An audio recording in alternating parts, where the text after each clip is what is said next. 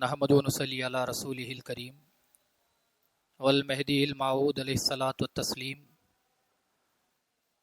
اما بعد فقد قال اللہ تبارک و تعالی فی کلامہ القدیم والفرقان العظیم اعوذ باللہ من الشیطان الرجیم بسم اللہ الرحمن الرحیم ان الذین آمنوا وعملوا الصالحات کانت لہم جنات الفردوس نزلا صدق اللہ العلی العظیم۔ معزز سامعین کرام، خدا تعالیٰ کا فرمان مبارک ہے کہ بے شک جو لوگ ایمان لائے اور جن لوگوں نے عمل صالح کیا ان لوگوں کے لیے جنت الفردوس کو بطور مہمان نوازی کے بطور اجر کے دیا جائے گا۔ چاہے وہ کوئی بھی مسلمان ہو، اسلام پر کتنا ہی کم عمل کرنے والا کیوں نہ ہو، لیکن ہر مسلمان اس بات کو بخوبی جانتا ہے کہ انسان کی نجات دو باتوں پر منحصر ہے، ایک ہے ایمان اور دوسرا عمل صالح۔ جس انسان کے پاس ایمان نہیں اس کو نجات مل نہیں سکتی، اور اگر ایمان بھی ہے لیکن عمل صالح نہیں تو اس کو بھی نجات نہیں مل سکتی۔ نجات انسان کو اسی وقت ملتی ہے جب ایمان بھی ہو اور عمل صالح بھی ہو۔ ویسے تو ہم عام طور پر اپنے مومن ہونے کا اعلان کرتے ہیں کہ ہم ایمان لائے۔ سب سے بڑھ کر آپ کسی بھی مسلمان سے پوچھو کیا تم اللہ پر ایمان لاتے ہو، تو وہ بغیر جھجک کے آسانی کے ساتھ کہہ دیتا ہے کہ ہاں بے شک میں اللہ پر ایمان لایا۔ لیکن مسلمانوں کی سب سے بڑی مجبوری یہ ہو چکی کہ ایمان کا مطلب بھول گئے۔ کہنے کی حد تک تو کہہ دیتے ہیں کہ ہم اللہ پر ایمان لائے، نہ ان کو ایمان کا مطلب معلوم ہے اور نہ ہی ایمان کن باتوں کا تقاضا کرتا ہے اس بات سے وہ لوگ واقف ہیں۔ مثال کے طور پر قیامت پر کس کو ایمان نہیں؟ قیامت آنے والی ہے، قیامت میں حساب کتاب ہوگا، وہاں پر انسان کے اعمال کو تولا جائے گا۔ سب اس بات پر ایمان رکھتے ہیں کہ قیامت آنے والی ہے، اور قیامت کے بعد جب یوم حشر ہوگا، محشر میں سب کے اعمال کا حساب کتاب ہوگا، وہاں اعمال تولے جائیں گے۔ سب اس بات پر ایمان رکھتے ہیں، لیکن اس کو زبانی ایمان کے نام سے یاد کر سکتے ہیں، اور قیامت ہوگی اس کے تعلق سے اور قیامت کے بعد حساب کتاب ہونے والا ہے اس بات پر ابلیس کو بھی ایمان تھا۔ تبھی تو اس نے خدا تعالیٰ سے کہا کہ مجھے یوم دین تک کی مہلت دے دے تاکہ میں تیرے بندوں کو گمراہ کر سکوں۔ تو معلوم یہ ہوتا ہے کہ جب اللہ نے ابلیس کو اپنی درگاہ سے اس کو مردود قرار دیا تو ابلیس نے خدا سے مہلت مانگی، اور یہ کہہ کر مہلت مانگی کہ اے رب العالمین تو مجھے یوم الدین یعنی حساب کے دن تک مہلت دے دے تاکہ میں تیرے بندوں کو گمراہ کر سکوں۔ تو معلوم یہ ہوتا ہے کہ ابلیس کو بھی قیامت پر بھی ایمان تھا اور حساب کے دن پر بھی ایمان تھا، اور مسلمان بھی قیامت کے دن پر بھی ایمان رکھتے ہیں، اور یوم جو اعمال تولے جانے والے ہیں، حساب کتاب ہونے والا ہے، اس پر بھی وہ ایمان رکھتے ہیں۔ تو معلوم یہ ہوتا ہے کہ ہمارے پاس جو ایمان ہے وہ فقط زبانی ایمان ہے۔ اب قیامت کے دن پر ایمان لانے سے مراد یہ کہ تم جب کام کرو تو ہر کام کرتے وقت یہ سوچنا کہ اس کا جواب مجھے قیامت میں دینے والا ہے۔ اس کو قیامت پر ایمان لانے کے نام سے یاد کیا جاتا ہے۔ کبھی جھوٹ بولنے کا موقع آ گیا، آپ نے فوراً سے سوچا کہ اگر میں اب جھوٹ بول دوں گا تو قیامت کے دن مجھے حساب دینا ہے، تو اس کو قیامت کے دن پر ایمان لانے کے نام سے یاد کرتے ہیں۔ فقط یہ سمجھ لینا کہ قیامت آنے والی ہے، حساب کتاب ہوگا، اس کو ایمان کے نام سے ہرگز یاد نہیں کیا جاتا، بلکہ ایمان تو وہ ہے کہ آپ کبھی غلط کام کا خیال آ جائے اور آپ یہ سوچ کر خاموش ہو جائیں کہ قیامت کے دن مجھے اس کا جواب دینا ہے، تو اس کو قیامت کے دن پر ایمان لانے کے نام سے یاد کیا جاتا ہے۔ اسی طرح اللہ پر ایمان لانے سے مراد یہ نہیں کہ آپ کہہ دیں کہ میں اللہ پر ایمان لاتا ہوں، بلکہ اللہ پر ایمان لانے سے مراد یہ کہ آپ کو چاہیے کہ پہلے یہ سمجھیں کہ اللہ کی قدرت کیا ہے، اللہ کی طاقت کیا ہے، اللہ کے سامنے میری حیثیت کیا ہے۔ تبھی تو آپ کو نماز میں سکھایا جاتا ہے اللہ اکبر۔ جب آپ نماز میں اللہ اکبر کہتے ہیں تو فقط یہ مت سمجھو کہ آپ اللہ کی بڑائی کو بیان کر رہے ہیں، بلکہ اللہ کی بڑائی کے ساتھ ساتھ اپنے آپ کے تعلق سے سوچنا چاہیے کہ اللہ سب سے بڑا ہے اور اس کے سامنے میں کچھ بھی نہیں۔ اس کو اللہ پر ایمان لانے کے نام سے یاد کیا جاتا ہے۔ اللہ بھی ہے اور میں بھی ہوں، اس کو ایمان کے نام سے یاد نہیں کیا جاتا۔ صرف اور صرف اللہ ہے، میں کچھ بھی نہیں، اس کو ایمان کے نام سے یاد کیا جاتا ہے۔ اسی لیے حضرت امامنا مہدی موعود علیہ السلام نے ہم کو تعلیم دی کہ لا الہ ہو نہیں الا اللہ، تو ہے، یعنی خود کی نفی کرو، اس کے بعد اللہ کی بڑائی بیان کرو، تو وہ صحیح معنی میں اللہ پر ایمان لانا ہے۔ یہ فقط کہہ دینا کہ اللہ بڑا ہے، مسجد کی حد تک کہہ دیتے ہیں کہ اللہ بڑا ہے، اور مسجد کے باہر نکل کر کہتے ہیں کہ میں بھی بڑا ہوں، تو اس کو اللہ پر ایمان لانے کے نام سے یاد نہیں کیا جاتا۔ جب تم کہتے ہو کہ اللہ بڑا ہے تو ساتھ ہی ساتھ آپ کے ذہن میں یہ چیز بیٹھ جانی چاہیے کہ میں کچھ بھی نہیں، اس کو اللہ پر ایمان لانے کے نام سے یاد کیا جاتا ہے۔ اور اللہ پر ایمان لانے کے لیے انسان کو اپنے آپ کو ختم کرنے کی ضرورت ہوتی ہے کہ میں کچھ بھی نہیں، جو کچھ ہے اللہ ہی ہے، تو انسان کا ایمان مکمل ہوتا ہے۔ اور بعض افراد ایسے بھی ہوتے ہیں کہ وہ فقط اللہ کی چند صفات ہیں، ان صفات کو سامنے رکھ کر اللہ پر ایمان لاتے ہیں، یعنی اللہ رازق ہے، رزق کا عطا کرنے والا ہے۔ آپ اس آدمی سے پوچھ کر دیکھو کہ جو صرف اللہ کو رازق مانتا ہے، اس سے پوچھو کہ نماز پڑھنے سے کیا ہوگا، وہ کہتا ہے کہ نماز پڑھنے سے رزق میں برکت ملتی ہے۔ اس سے پوچھ کر دیکھو کہ صدقہ و خیرات کرتے ہیں تو کیا ہوتا ہے، وہ کہتا ہے کہ صدقہ و خیرات کریں گے تو میرے مال میں اضافہ ہو جائے گا۔ تو معلوم یہ ہوتا ہے کہ اس آدمی نے اللہ کو فقط رازق سمجھا ہے، اس کے علاوہ اس کے پاس اور کوئی چیز نہیں۔ تو اللہ کو مانتے بھی ہیں تو اپنے مطلب کو پورا کرنے کے لیے کہ میں فلاں کام کروں گا تو میرا فلاں کام ہو جائے گا، میں نماز پڑھوں گا تو رزق میں برکت ہو جائے گی، حج کر لوں گا تو مجھے یہ مل جائے گا، فلاں کام کر لوں گا تو مجھے یہ مل جائے گا۔ تو یہ جو خدا سے سودے بازی ہو رہی ہے، اس سودے بازی کو ایمان کے نام سے ہرگز یاد نہیں کیا جاتا، بلکہ ایمان تو یہ ہے کہ بندہ مومن یہ کہے کہ میرا کام تیری غلامی کرنا ہے، بدلے میں تو جو دیتا ہے مجھے منظور ہے، اس کو ایمان کے نام سے یاد کیا جاتا ہے۔ ورنہ خدا سے سودے بازی کرنا، اور آج کل انسان اتنا مطلب پرست ہو چکا ہے کہ کسی کے جنازے میں شرکت کرتا ہے، آپ جنازے میں لوگ شریک ہوتے ہیں، پوچھ کر دیکھو کہ تم اس کے جنازے میں شریک ہوئے، کیوں شریک ہوئے، فوراً سے کہتا ہے کہ جنازے کے ساتھ چلنے سے اتنا ہم کو ثواب ملتا ہے۔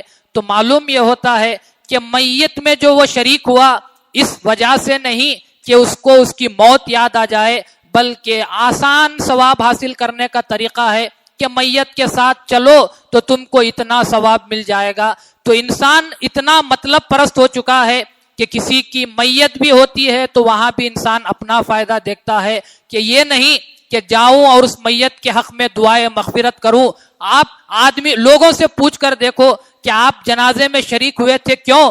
بہت ہی کم لوگ ہوں گے جو یہ کہیں گے کہ میں میت کے لیے مغفرت کی دعا کرنے کے لیے آیا تھا۔ زیادہ سے زیادہ آپ کو دو جوابات ملیں گے۔ ایک جواب تو یہ ہوگا کہ ہماری رشتہ داری ہے، دوسرا جواب یہ ہوگا جو اگر بہت زیادہ شریعت کو جاننے والا ہے تو دوسرا جواب یہ دے گا کہ میت میں شریک ہونے سے اتنا ثواب ملتا ہے. کسی کی زبان سے یہ نہیں نکلے گا کہ میں اس میت کے لیے مغفرت کی دعا کرنے کے لیے آیا تھا.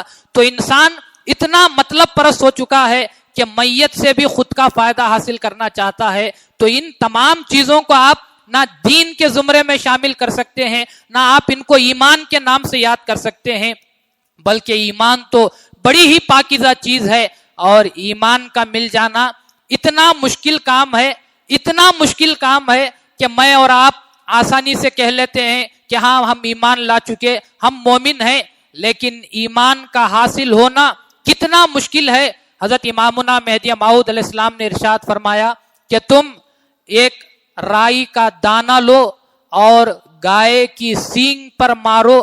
وہ رائی کا دانہ گائے کی سینگ پر جتنی دیر ٹہرتا ہے اتنی دیر اگر تمہارے دل میں ایمان ٹہر گیا تو سمجھو کہ تم نجات پا گئے. آپ سوچ کر دیکھو کہ ایک رائی کا دانہ گائے کی سینگ پر کتنی دیر ٹہرتا ہوگا. سیکنڈ کا 10واں حصہ بھی نہیں ٹہرتا، وہ اس کو چھوئے گا اور نیچے گر جائے گا. اتنی دیر بھی مہدی موعود فرماتے ہیں، اتنی دیر بھی ایمان تمہارے دل میں ٹہر گیا تو سمجھو کہ تم نجات پا گئے. اور ہم آسانی سے کہہ دیتے ہیں کہ ہم مومن ہیں، ہم کو ایمان مل گیا. سوچ کر تو دیکھو کہ ایمان کیا ہے. آپ جس ایمان کی بات کر رہے ہیں وہ آپ نے بنایا ہوگا، لیکن خدا اور شریعت مصطفیٰ جس کو ایمان کہتی ہے وہ بڑی ہی مشکل چیز ہے. انسان کو محنت کرتے ہوئے اس کو حاصل کرنے کی کوشش کرنی چاہیے. تو انسان کو نجات حاصل کرنے کے لیے پہلا جز تو اپنے ایمان کو کھنگالنے کی ضرورت ہے کہ میرا ایمان کتنا قوی ہے، میرا ایمان کیسا ہونا چاہیے. اور سب سے بڑھ کر انسان کے ایمان کا امتحان اس وقت معلوم ہوتا ہے جب انسان پر کوئی مصیبت آتی ہے، انسان کے ایمان کا پتہ چلتا ہے. آپ حضرت امام حسین علیہ السلام کی شہادت کے واقعے کو سنتے ہیں. اس واقعے میں آپ کو بتایا گیا کہ ایمان کیا ہوتا ہے، ایمان کی شان کیا ہوتی ہے. آپ سمجھیں گے کہ شاید یہ کہا جا رہا ہے کہ امام حسین نے گردن کو کٹا دیا، اس میں ایمان کی شان ہے. بے شک اس میں ایمان کی شان ہے، لیکن امام حسین علیہ السلام کی شہادت سے پہلے جو واقعات ہوئے ان واقعات میں آپ کو ایمان بتایا گیا کہ ایمان کتنا مضبوط ہونا چاہیے. حضرت امام حسین علیہ السلام کے سامنے امام حسین علیہ السلام کی اولاد کو شہید کیا گیا. معصوم 6 ماہ کا شیر خوار بچہ اس کو شہید کیا گیا، لیکن امام حسین علیہ السلام کی عبادت میں کبھی کوتاہی نہیں آئی. یہاں اولاد شہید ہو رہی ہے اور یہاں امام حسین علیہ السلام خدا کی عبادت کر رہے ہیں، نماز پڑھ رہے ہیں. اس کو ایمان کی مضبوطی کے نام سے یاد کیا جاتا ہے. ورنہ آپ دیکھ سکتے ہیں کہ ہماری اور آپ کی حالت ایسی ہے، ذرا سی طبیعت میں خرابی آتی ہے تو اس کا پہلا اثر پڑتا ہے تو عبادتوں پر اثر پڑتا ہے. ذرا سا بخار آیا فوراً سے انسان کے ذہن میں خیال آتا ہے کہ ذرا سا بخار ہے، نماز آج نہیں پڑھتے. دنیا کا سب کام کریں گے لیکن طبیعت کی خرابی کا اثر سب سے زیادہ پڑتا ہے تو عبادت پر پڑتا ہے. تو معلوم یہ ہوتا ہے کہ ہمارا ایمان کمزور ہے. اسی وجہ سے ہم نے طبیعت کی خرابی کے باوجود دنیا کا ہر کام کرنا پسند کیا، لیکن عبادت کو ہم نے چھوڑ دیا یہ کہہ کر کہ طبیعت ٹھیک نہیں. انسان کی طبیعت خراب ہے لیکن انسان تجارت پر جاتا ہے، دکان پر جاتا ہے، فیکٹری پر جاتا ہے، یہ کہہ کر جاتا ہے کہ اگر نہیں جائیں گے تو ہمارا روزانہ کا زندگی گزارا کس طرح ہوگا. لیکن اسی انسان کو آپ کہو کہ نماز بھی پڑھ لو تو کہے گا کہ ذرا سا سر دکھ رہا ہے، بعد میں پڑھ لیتے ہیں. نہ وہ بعد آتا ہے اور نہ ہی وہ نماز پوری ہوتی ہے. تو انسان کے ایمان کا امتحان، انسان میں ذرا سی تبدیلی ہوتی ہے تو انسان اپنے ایمان کا مظاہرہ کر دیتا ہے کہ میرا ایمان اتنا ہی ہے کہ میں ذرا سی طبیعت میں خرابی ہوتی ہے تو میں عبادت کو درگزر کر دیتا ہوں، لیکن دنیا کا سب کام کرتا رہتا ہوں. آپ بھی دیکھو تو آپ کو معلوم ہوگا کہ اس حالت میں جو آج کل وبا کی صورت چل رہی ہے، سب سے زیادہ اثر پڑا تو عبادتوں پر ہی پڑا. آج انسان لاک ڈاؤن وغیرہ ختم ہو گیا، اپنی روزمرہ کی زندگی میں برابر زندگی گزار رہا ہے. لیکن مسجد کو آنے میں احتیاط ہو رہی ہے کہ ہم مسجد کو کیسے جا سکتے ہیں، ابھی تو وبا کے اثرات ہیں۔ تو معلوم یہ ہوتا ہے کہ دنیا کے ہر کونے میں گھومیں گے پھریں گے تو انسان کو وبا کا اثر نہیں ہوگا، مسجد کو آتے ہیں تو وبا کا اثر ہو جاتا ہے۔ اس سے بڑھ کر ایمان کی کمزوری کیا ہو سکتی ہے؟ تو انسان کو اپنے ایمان کو مضبوط کرنے کی ضرورت ہے۔ تو انسان نجات کے لیے جو دو باتیں ہیں، ایک تو ایمان ہے اور دوسرا انسان کو عمل صالح کرنے کی ضرورت ہے۔ حضرت انسان کو ایمان ملنے کے بعد بھی ہمیشہ ڈرتے رہنا چاہیے کہ ایسا نہیں کہ مجھے ایمان مل گیا تو میں ہمیشہ ایسے ہی رہوں گا۔ حضرت رسول اللہ صلی اللہ علیہ وسلم صاف طور پر ارشاد فرماتے ہیں کہ انسان کا دل اللہ کے دونوں انگلیوں کے درمیان ہے، اللہ جس طرح چاہتا ہے انسان کے دل کو پھیرتا رہتا ہے۔ تو انسان کو چاہیے کہ اگر آپ کو ایمان بھی مل چکا ہے تو آپ کو اس ایمان کی حفاظت کرنے کی ضرورت ہے، ڈرتے رہنا چاہیے کہ کہیں میرا ایمان چھن نہ جائے۔ حضرت ابو بکر صدیق رضی اللہ تعالیٰ عنہ کا ایک واقعہ ہے، بڑا ہی عبرتناک واقعہ ہے، مومن کے دل کو دہلا دینا والا واقعہ ہے کہ حضرت ابو بکر صدیق رضی اللہ تعالیٰ عنہ رات کے حصے میں قرآن کی تلاوت کر رہے تھے۔ جب اس آیت شریفہ پر پہنچے، ان اللہ اشتری من المؤمنین انفسهم واموالهم بان لهم الجنہ، کہ اللہ نے مومنین سے ان کے مال کو، ان کی جانوں کو جنت کے عوض میں خرید لیا ہے۔ اس آیت شریفہ پر پہنچے تو آپ زار و خطار رونے لگے، بار بار اسی آیت شریفہ کو پڑھتے رہے اور روتے رہے، یہاں تک کہ فجر کا وقت قریب آ گیا۔ جب آپ فجر کی نماز سے فارغ ہوئے تو جو لوگ مسجد میں بیٹھے ہوئے تھے انہوں نے پوچھا کہ اے ابو بکر صدیق، آج عجیب بات ہو گئی کہ آپ پوری رات صرف ایک آیت کی تلاوت کرتے رہے اور روتے رہے۔ تو حضرت ابو بکر صدیق رضی اللہ تعالیٰ عنہ نے ارشاد فرمایا کہ جب میں اس آیت پر پہنچا کہ اللہ نے مومنین سے ان کی جان کو، ان کی مال کو جنت کے عوض میں خرید لیا ہے، تو مجھے میرا ایک پرانا واقعہ یاد آ گیا جس کی وجہ سے میں رو رہا تھا۔ تو لوگوں نے پوچھا کہ قرآن کی آیت کو اور آپ کی زندگی کے پرانے واقعے کو کیا مناسبت ہو سکتی ہے؟ تو حضرت ابو بکر صدیق رضی اللہ تعالیٰ عنہ نے ارشاد فرمایا کہ جب میں تجارت کرتا تھا، کپڑوں کا بیوپار کرتا تھا، ایک مرتبہ ایک گاہک میرے پاس آیا، مجھ سے ایک کپڑا خرید کر لے کر گیا، 2 دن کے بعد واپس آتا ہے اور آ کر کہتا ہے کہ یہ کپڑا گھر والوں کو پسند نہیں آیا، مجھے بھی پسند نہیں آیا، اس لیے میں واپس کرتا ہوں۔ تو اس واقعے کی وجہ سے میں رونے لگا۔ تو پھر لوگوں نے پوچھا کہ اس واقعے میں بھی قرآن کی آیت میں کیا نسبت ہے؟ تو حضرت ابو بکر صدیق رضی اللہ تعالیٰ عنہ نے ارشاد فرمایا کہ جب اللہ یہ کہتا ہے کہ میں نے مومنین سے ان کی جان کو، ان کے مال کو خرید لیا ہے جنت کے عوض میں، تو مجھے وہ واقعہ یاد آیا کہ جب ایک دنیا کا آدمی کپڑا خرید کر جاتا ہے اور 2 دن کے بعد اسے پسند نہیں آتا تو واپس کر دیتا ہے، تو میں لرز اٹھا کہ خدا نے میری جان کو تو خرید لیا ہے کہ کہیں پسند نہ آ کر کہیں وہ مجھے واپس نہ کر دے اور یہ نہ کہہ دے کہ ہم کو تمہارا مال بھی پسند نہیں آیا اور ہم کو تمہاری جان بھی پسند نہیں آئی، اس لیے ہم واپس کرتے ہیں۔ تو مجھے اس واقعے کو اور اس آیت کو پڑھنے کے بعد میرے آنکھ سے آنسو جاری ہو گئے۔ تو بتانے کا مقصد یہ کہ اگر اللہ نے آپ کو ایمان دیا ہے تو اس پر ناز کرنے کی ضرورت نہیں، بلکہ ڈرتے رہنا چاہیے کہ کہیں ہم سے کوئی کوتاہی نہ ہو جائے اور ہمارا شمار ایمان کے دائرے سے خارج نہ ہو جائے۔ اور اسی طرح اگر اللہ نے آپ کو مال بھی دیا ہے تو اللہ کی راہ میں خرچ کرنے کے بعد فخر مت کرو کہ جو اللہ تم کو تمہارے مال کو توفیق دے رہا ہے کہ تم اللہ کے راستے میں خرچ کرو، وہ اللہ تمہارے مال کو ناپسند کر کر تمہارے منہ پر بھی مار سکتا ہے۔ تو انسان کو ڈرتے رہنا چاہیے۔ اور جہاں تک نیک عمل کی بات ہے، نیک عمل کے تعلق سے عمل صالح کس کو کہا جاتا ہے؟ عمل صالح اس چیز کو کہا جاتا ہے جس میں نہ خود کا خیال ہو نہ مخلوق کا خیال ہو، اسی چیز کو عمل صالح کے نام سے یاد کیا جاتا ہے۔ جب انسان اللہ کی عبادت کر رہا ہے، نہ مجھے خود کا خیال آنا چاہیے نہ مجھے مخلوق کا خیال آنا چاہیے، تو ان دونوں خیالات سے بچ کر جو عبادت کی جاتی ہے اسی کو عمل صالح کے نام سے یاد کیا جاتا ہے۔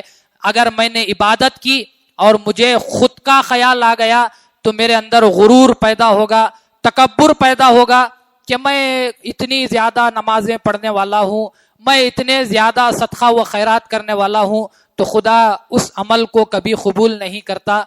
कभी मैं इबादत करूँ और मखलूक का ख्याल आ जाए तो मेरे जहन में ये बात आएगी कि मैं इबादत कर रहा हूँ, लोग मुझे नमाजी के नाम से याद करेंगे, इबादत गुजार के नाम से याद करेंगे, मुझे सखी और गनी के नाम से याद करेंगे।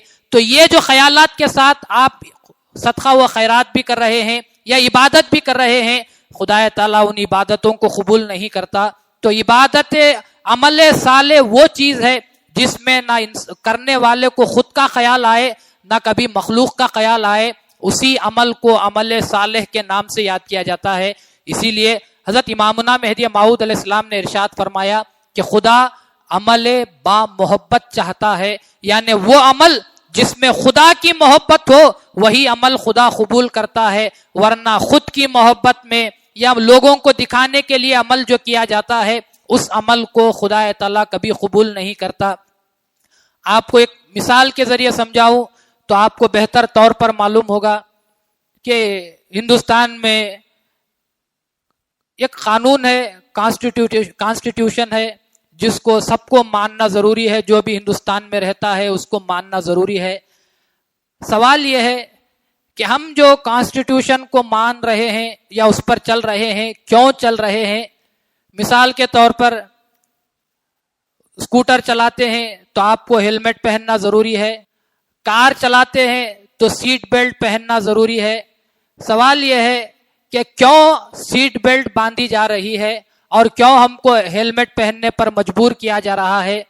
जितने अफराद भी यहाँ पर गाड़ियों से आए हैं उनसे आप पूछो कि आप हेलमेट पहनकर क्यों आए, वो कहेंगे कि अगर हम हेलमेट नहीं पहनेंगे तो ट्रैफिक पुलिस वाला पकड़ेगा और फाइन लगा देगा, सीट बेल्ट नहीं पहनेंगे तो ट्रैफिक पुलिस वाला पकड़ेगा और फाइन लगा देगा। तो जितने अफराद भी कानून पर अमल कर रहे हैं वो इस वजह से नहीं कि कानून से मोहब्बत है, बल्कि फाइन से बचने के लिए वो उस बात पर अमल कर रहे हैं। अगर फाइन को हटा दिया जाए, ना कोई सीट बेल्ट पहनने वाला मिलेगा, ना कोई हेलमेट पहनने वाला मिलेगा। तो इसी तरह आप जो खुदा की कुरान पर अमल कर रहे हैं, शरीयत मुस्तफ़ा पर अमल कर रहे हैं, क्या किसी के फाइन से बचकर कर रहे हैं या खुदा की मोहब्बत में कर रहे हैं? अगर किसी ने गाड़ी चलाकर आई, हेलमेट पहनकर आया, आपने उससे पूछा कि तू हेलमेट क्यों पहना? अगर उसने जवाब दिया कि इससे मेरी जान को फायदा है, मेरी जान की हिफाजत है, तो सही माने में उसने कानून पर अमल किया है, क्योंकि हेलमेट पहनने का कानून लगाने का मकसद ये है कि तुम्हारी जान की हिफाजत हो जाए। इसी तरह खुदा ताला ने शरीयत जो नाजिल की है, खुदा ने कुरान को जो नाजिल किया है, उसका मकसद ये नहीं कि तुम ये नहीं करोगे तो तुमको दोजख में डाला जाएगा। दोजख के डर से डर कर इबादत करना उसी तरह इबादत है जिस तरह पुलिस से डरकर वो आप हेलमेट पहनकर यहाँ पर आए हैं, बल्कि सही माने में कुरान पर अमल करना उसको कहा जाता है कि आप ये समझकर इबादत करें कि खुदा ने मेरी फायदे के लिए इस किताब को नाजिल किया है, मुझे इसको पढ़ना चाहिए और इन बातों पर अमल कर कर फायदा हासिल करना चाहिए। आप नमाज पढ़ रहे हैं, क्यों? अगर किसी ने कहा कि नमाज पढ़ने से मुझे रिस्क मिलता है, अगर नमाज पढ़ने से अगर मैं नमाज नहीं पढ़ूंगा तो लोगों की बातें सुनने पड़ेगी, तो उसने सही माने में कुरान पर अमल नहीं किया। अगर उसका जवाब यह हो जाए कि खुदा मेरा आका है, खुदा मेरा खालिक है, उसने मुझे हुक्म दिया कि नमाज पढ़ो इसलिए मैं नमाज पढ़ रहा हूं, तो सही माने में उसको खुदा के बंदे के नाम से याद किया जाता है। तो अमल साले हम तो अमाल कर रहे हैं जितनी इंसान को तौफीक है, हर इंसान को अलग अलग तौफीक मिली है, जितनी इंसान को इस्तिताअत है उसके मुताबिक वो अमल तो कर रहा है, लेकिन फकत उस अमल में मोहब्बत को दाखिल करने की जरूरत है, तभी वो अमल सालेह बनता है। वरना अमल से आप मोहब्बत को निकाल देंगे तो उस अमल का खुदा के पास कोई दर्जा हो नहीं सकता। इसीलिए हजरत रसूलुल्लाह सल्लल्लाहु अलैहि वसल्लम ने साफ तौर पर इरशाद फरमाया कि बहुत सारे रोजेदार ऐसे होते हैं कि उनको सिवाय भूख और प्यास के कुछ भी नहीं मिलती, हालांकि उन्होंने भी सुबह सादिक से लेकर मगरिब की नमाज तक, गुरूब आफ्ताब तक उन्होंने कुछ भी नहीं खाया। दो रोजेदार हैं, बराबर दोनों ने सहरी की اور ساتھ میں افطار کیا، ایک نے خدا کی محبت میں کیا، ایک نے ایسے ہی رسمن ادا کر لیا، تو شریعت یہ کہتی ہے کہ دونوں لوگوں کی نظروں میں دونوں روزے دار ہیں، لیکن خدا کے پاس جس نے محبت سے وہ کام کیا اسی کو روزے دار کے نام سے یاد کیا جاتا ہے، اور جس نے محبت سے کام نہیں کیا اس رسول اللہ صلی اللہ علیہ وسلم صاف طور پر ارشاد فرماتے ہیں کہ اس کے روزے کو اس کے منہ پر مار دیا جاتا ہے۔ تو خدا نے جب آپ کو توفیق دی ہے عمل کرنے کی، ذرا اپنے اعمال کا بھی محاسبہ کرو کہ میرے اعمال میں کتنی محبت ہے، اور یہ چیز ایسی ہے کہ یہ چیز میں باہر کا کوئی آدمی دخل دے نہیں سکتا، آپ کو خود فیصلہ کرنے کی ضرورت ہوتی ہے۔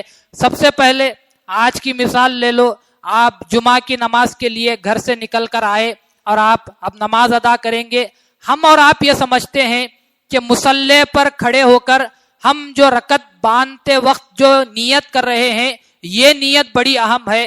حقیقت میں اس نیت سے اہم نیت وہ ہے کہ جب آپ گھر سے نکل رہے تھے تو آپ کیا نیت لے کر گھر سے نکلے، وہ نیت آپ کی اہم ہوتی ہے۔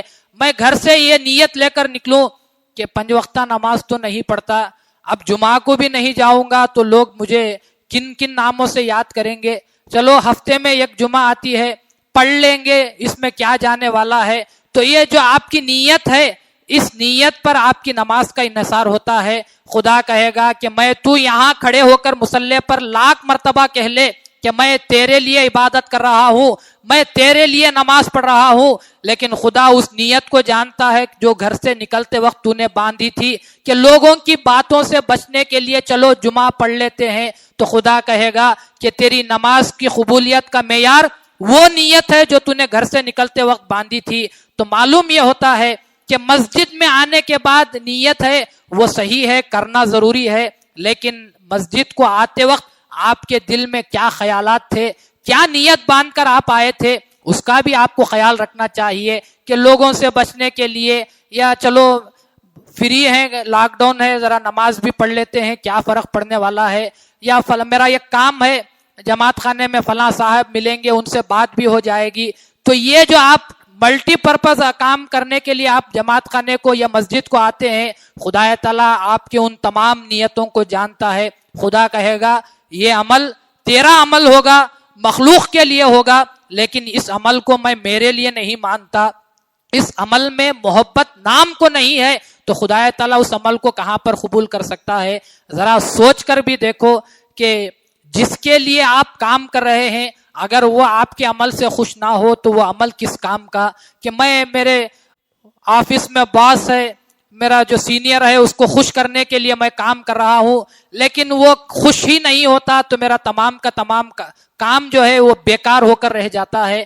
تو آپ کام کر رہے ہیں، عبادت کر رہے ہیں خدا کو خوش کرنے کے لیے، لیکن آپ کی عبادت سے اگر خدا خوش نہ ہو تو سوچ کر دیکھو کہ آپ کی عبادت کا کیا مقام ہو سکتا ہے۔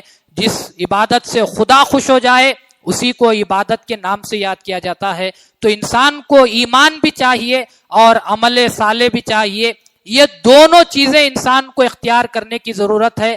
تو عمل صالح کے لیے وہ جو لفظ محبت ہے اس کو داخل کرنے کی ضرورت ہے کہ میں اب جو نماز پڑھ رہا ہوں، مجھے اے خدا میں جمعہ کی نماز پڑھ رہا ہوں، بدلے میں مجھے یہ چاہیے، بدلے میں مجھے وہ چاہیے۔